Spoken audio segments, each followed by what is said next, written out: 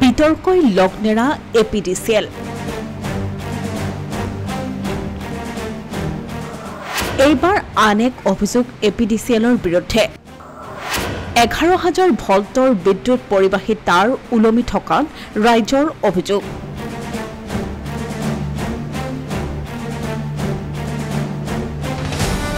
জামুগুৰিহাটৰ চাৰিপুখুৰী গাঁৱত অঘটনৰ আশংকা ৰাইজৰ।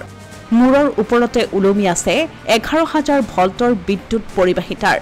জামুগুৰিহাটৰ চাৰিপুখুৰী গাঁওখনৰ মাজেৰে পাৰ হৈ যোৱা 11,000 ভল্টৰ বিদ্যুৎ পৰিবাহী তাঁৰ মাটিৰ পৰা কেৱল মাত্ৰ 10 ফুটমান উচ্চতালৈ নামি অহাক লৈ চিন্তিত হৈ পৰিছে গাঁওবাসী।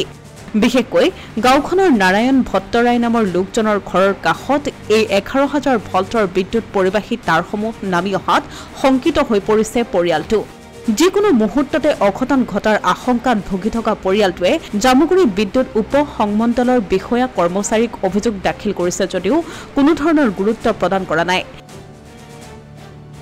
গাঁওখনৰ ৰাইজে অতি সোনকালেই এই উচ্চ ক্ষমতা সম্পন্ন বিদ্যুৎ পৰিবাহী তাঁৰসমূহ ওপৰলৈ উঠাই দিয়াৰ ব্যৱস্থা কৰিবলৈ দাবী জনাইছে বিদ্যুৎ বিভাগৰ বিষয়া কৰ্মচাৰীক।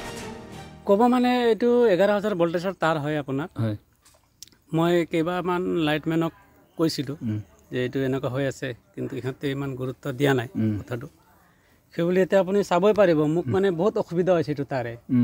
ভয় লাগে মানে ভয় মানে চাওকচোন, 11,000 ভল্টেজ তাঁৰ এইটো চাওকচোন, চাইছেনে?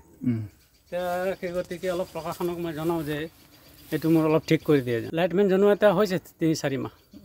একো পদক্ষেপ লোৱা নাই? পদক্ষেপ লোৱা নাই মানে এইটো ইলেক্ট্ৰিক পোষ্টৰ পইচা লাগিব তেনেকুৱা কিবা কিবি কৈছে আৰু। ইলেক্ট্ৰিক পোষ্ট ইয়াত লগাই দিব, কিন্তু তাৰ পইচা ল'ব বোলে। সেইটো চাওকচোন, অঘটনটো পূৰা একদম মানে চুং হৈ আছে তাঁৰটো, আৰু 11,000 ভল্টেজ হয় তাঁৰটো। কেতিয়াবা পাহৰি ডাণ্ডা চাণ্ডাও লাগি গ'লে মানুহ স্পট গুচি যাব 11,000 ভল্টেজ। অসমীয়া প্ৰতিদিন ডিজিটেল সংবাদ, জামুগুৰিহাট।